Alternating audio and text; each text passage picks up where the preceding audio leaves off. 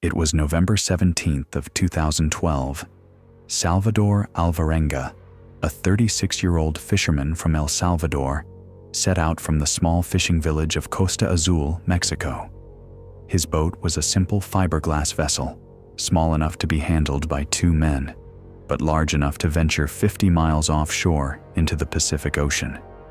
Salvador had made this trip countless times. He knew the ocean well. He was prepared, or so he thought. Welcome to Deadly Archives, where we unravel the most chilling true stories with no ad breaks. If you crave the dark and the unknown, you've come to the right place. Now let's dive into today's story. Salvador set out from the small fishing village of Costa Azul, Mexico, with his companion Ezequiel Cordoba, a 22-year-old deckhand. Though inexperienced in comparison to Salvador, Ezequiel was eager and determined to prove himself. They talked about their lives. Ezequiel told stories of his family back home in El Salvador, his mother's worry, his sister's encouragement to be careful. His dreams stretched beyond fishing, but he had yet to figure out what they were exactly. Salvador, too, had dreams. A family he hadn't seen in years. A daughter, Fatima, who lived back in El Salvador. He thought about her every time he held a fish in his hands, reminding himself that one day he'd return to her. The sea had taken so much from him, but it had also given him the financial means to support his family from afar. The plan was simple: a 2-day fishing trip. They would catch their fill of sharks and tuna, then head back home. As the boat drifted farther from shore, the sky began to shift. Salvador wasn't worried at all. He had been in many storms before. But then, something shifted in the wind. It wasn't just a change in temperature or the usual tropical storm signs. This felt different. Before they could react, the storm hit them like a freight train. The sky darkened from a peaceful blue to a bruised gray, casting shadows over the churning water. Winds howled, rattling the boat's frame and slashing their faces with salt water. The ocean transformed into a monstrous beast, swallowing them whole in towering waves. The sound of thunder cracked like cannon fire, drowning out everything else. Salvador struggled to keep control of the boat. The motor sputtered, and then the boat was tossed on the waves like a toy. Lightning illuminated their surroundings for seconds at a time, giving Salvador glimpses of Ezequiel's wide, terrified eyes as he gripped the boat's edge. They were helpless against the fury of the storm.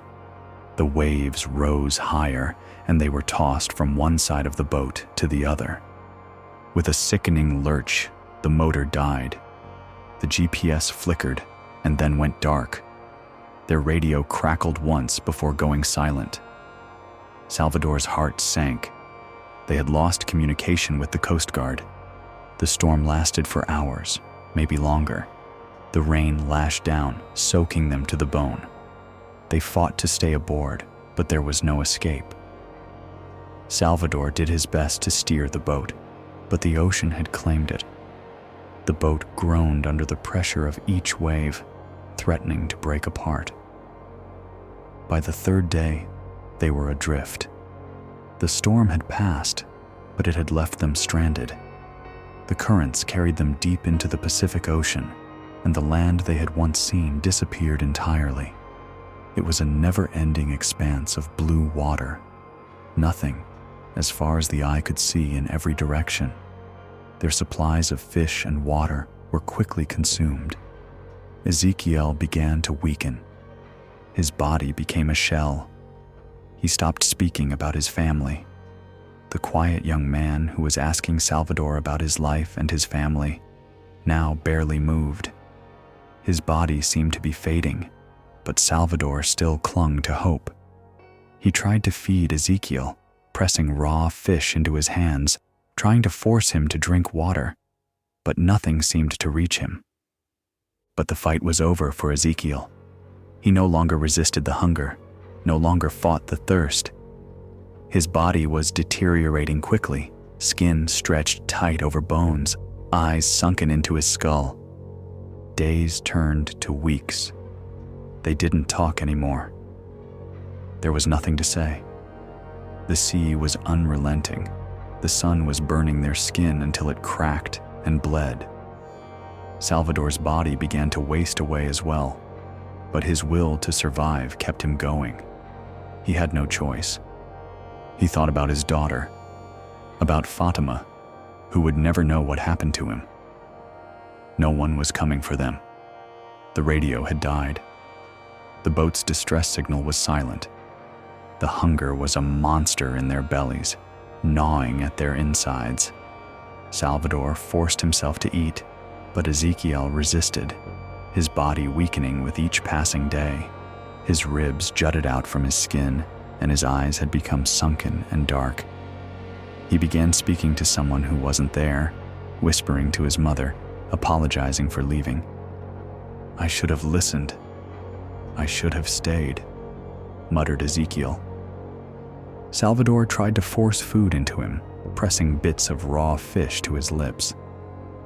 "Eat, hermano." "Just a little," begged Salvador, but Ezekiel shook his head, tears in his eyes. He had given up. One morning, Salvador awoke to silence. He turned to his companion and knew immediately. Ezekiel Cordoba had slipped away during the night after 2 weeks of being lost at sea. The realization hit like a tidal wave, drowning him in grief. He shook Ezekiel's body, calling his name, but there was no response. The young man who had once laughed nervously about the sea, who had told stories of his family, was gone. Salvador sat with the body for hours, talking to him, apologizing. The loneliness was suffocating. Salvador was starving. He knew what he needed to do. He had seen it in history books, in survival stories whispered among fishermen.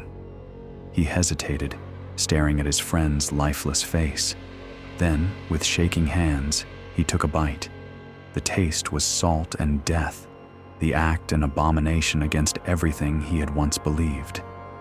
As he ate, he could feel his mind slipping further away from reality.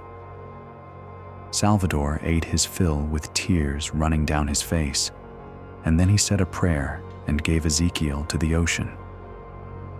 Weeks went by when Salvador started noticing sharks circling the boat. At first, they were small, darting around the boat's hull, as if they were inspecting it. They circled the boat endlessly, their sleek bodies cutting through the water like shadows. He could tell the sharks knew he was weak and would be easy prey should he enter the water. The water would become still, and then they would appear. He could hear them even when they were beneath him, faint clicks of their jaws. Sometimes he thought he could even feel their eyes on him, following his every move. The days had become an endless blur. Salvador's sense of time had dissolved in the isolation.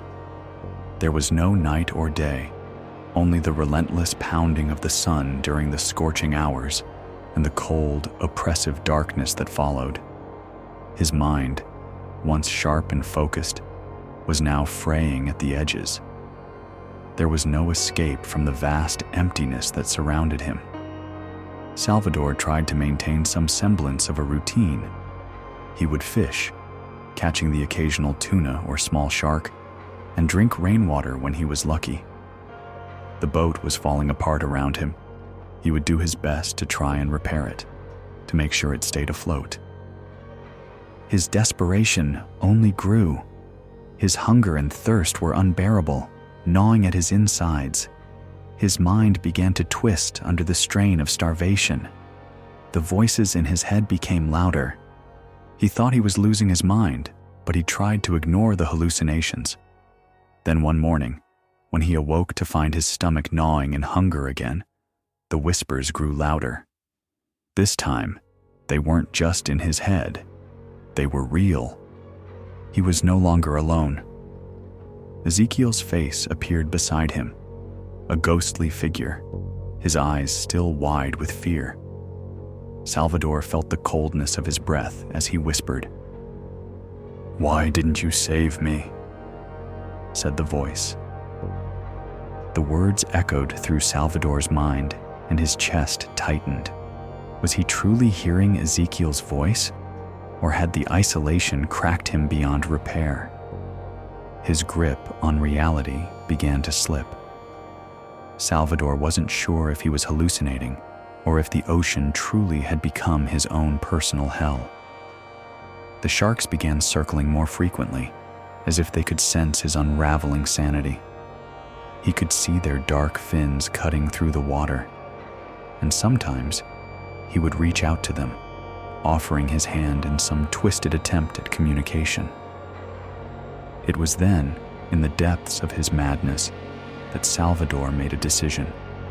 He would not go out quietly. He would fight for his life, even if it meant fighting the very ocean itself. It was madness, but what else was there? He came up with a plan to catch a shark, a large one. Using a harpoon he fashioned from a broken piece of the boat's mast, he lunged into the water. The battle between man and beast was brutal, a struggle of life and death. But in the end, Salvador triumphed, pulling the shark aboard with trembling hands, using all his remaining strength. He would eat, he would survive. The taste of blood was the only thing that kept him grounded. He forced himself to chew through the tough meat, his body screaming for nourishment, but his mind was 1,000 miles away. The whispers continued to haunt him, but Salvador had no choice but to press on. As the weeks turned to months, his physical form became unrecognizable. His skin, once dark and weathered from years of fishing, had ashened. His hair had grown into a wild, tangled mess, and his nails had thickened into claws. He no longer resembled the man who had once had a family, a life. He was a ghost, drifting on the sea. And yet, he kept going. Every morning he would check the horizon, scanning for any sign of land, but there was nothing. Just endless, desolate blue. Then, one day, Salvador awoke with the same weight of despair pressing down on him, but something felt different. The water, usually a dark and oppressive blue, seemed oddly calm, and then, in the distance, he finally saw land. At first, he thought it was another hallucination, his mind playing tricks on him. But as he squinted through the haze, the outline of a distant island grew clearer. His heart pounded in his chest, and for the first time in months, Salvador allowed himself to hope. He had no more strength to doubt. He paddled with all his might, pushing the boat forward with whatever energy remained in his broken body. Every stroke felt like it could be his last, but he kept going. The island grew larger, the promise of safety drawing closer. But as Salvador neared the shore, his body, utterly spent, gave in. He collapsed on the sand, the warm grains pressing against his skin. The reality of what had just happened began to seep into his consciousness. Salvador had survived. A boat approached, a small vessel from a nearby village in the Marshall Islands.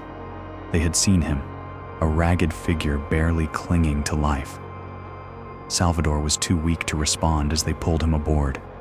They wrapped him in blankets, offering him water, food, but Salvador couldn't speak. His mind was still drifting, still caught in the fog of isolation. His body, however, after 438 days at sea, Salvador had won the battle for survival. When Salvador was finally brought to a hospital, the medical staff could barely comprehend what they were seeing. His body was emaciated, his organs on the brink of collapse.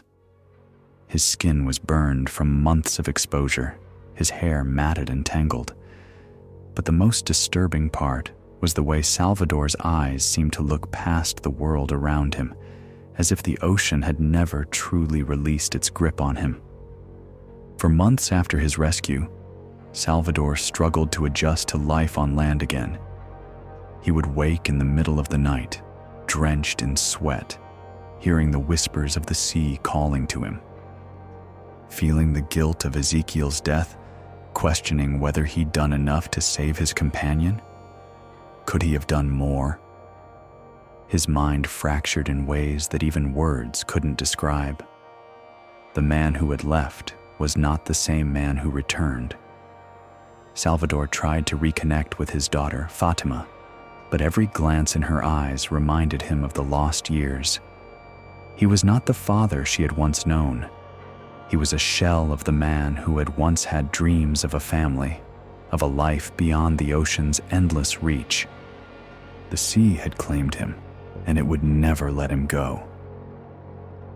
If you've made it this far, thanks for watching Deadly Archives. We hope to see you again very soon.